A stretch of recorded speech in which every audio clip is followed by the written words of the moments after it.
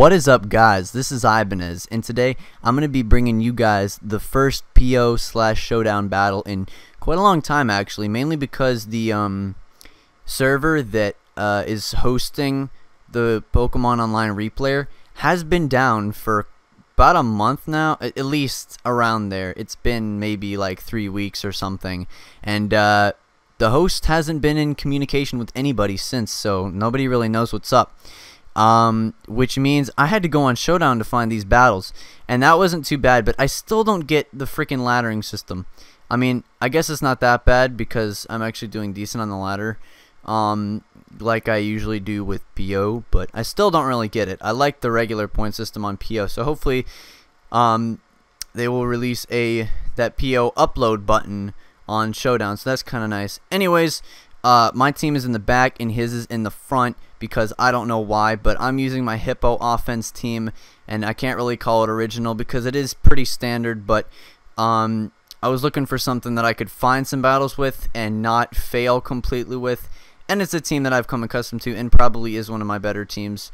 And he's going to be running a team that is weak to everything named Landorus and Terrakion, which I do happen to have on this team. So that's pretty nice for me. So I'm going to lead off with my Rotom Wash, and he's going to lead off with his Genesect, and he's just going to go for the Thunderbolt first turn. I'm like, whoa, bro. And I was predicting like a possible what the heck, Garchomp switch, because this guy could have been pro, and he's going to get max damage this turn, which means I'm going to have to go for the Pain Split so I don't die. And now I'm going to switch out because I don't want to die. Now, this could have been a risky move, but I had plans for it anyways.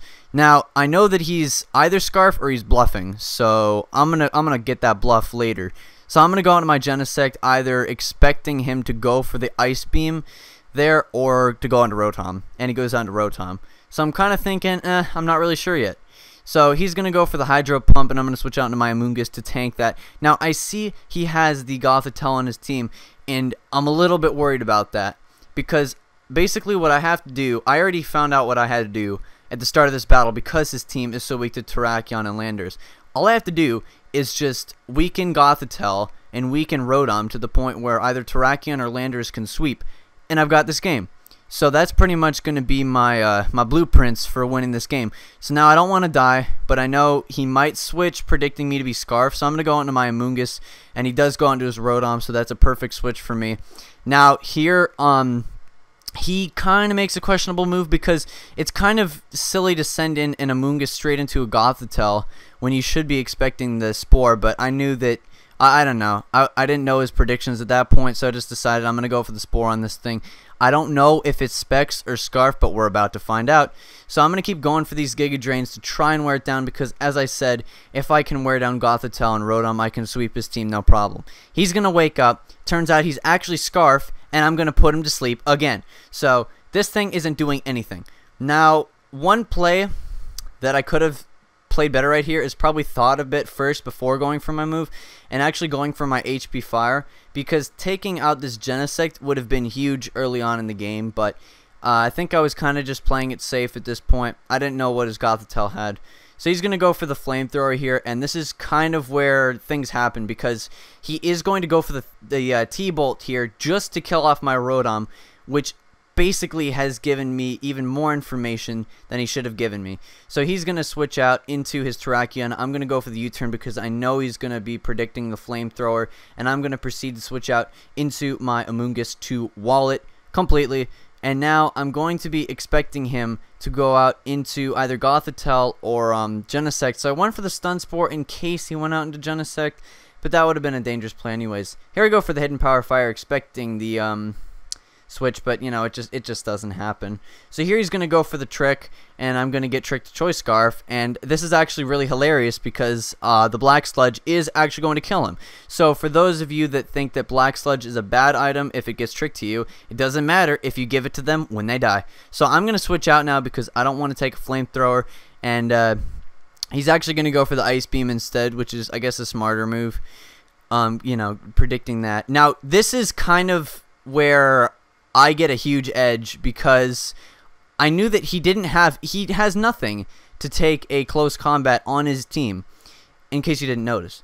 all he has is the Gothitelle, which is pretty much a mistake of his in team composition, because what that has just allowed me to do is take out his Rotom, which walls Landorus pretty decently, and do a huge amount of damage to this Garchomp. I knew I wasn't going to be needing it because I wanted to scout the set, and I think I was just playing this a little bit too safe, because I'm going to go for the U-turn, and this is actually going to end up costing me my Hippowdon, as you're about to see, because I wasn't sure if he was running like Yachi Berry or something, and I knew that if I went out into my Landorus and I went and tried to, you know, because I saw the Banded Poke already, and I saw the Scarf Poke, so I was thinking maybe it's like Yachi or something. I don't want to lose my Landorus to an Outrage, but in the end, it turns out he was actually just banded again, so I don't know, the dual items are okay.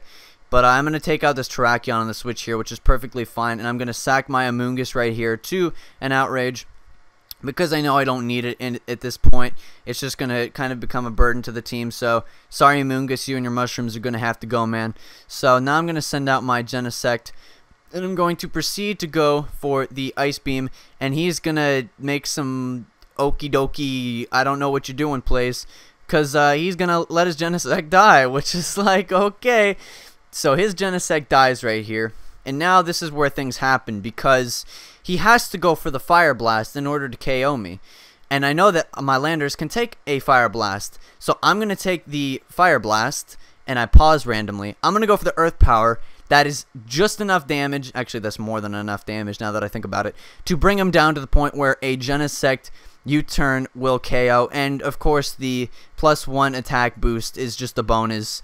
And I'm just going to U-turn on this, and it's going to die, and I'm going to U-turn on the Tyranitar, and that is going to be GG Sunblade. Actually closer than I had anticipated, because again, he pretty much threw away the only poke that would allow him to beat me in the late game.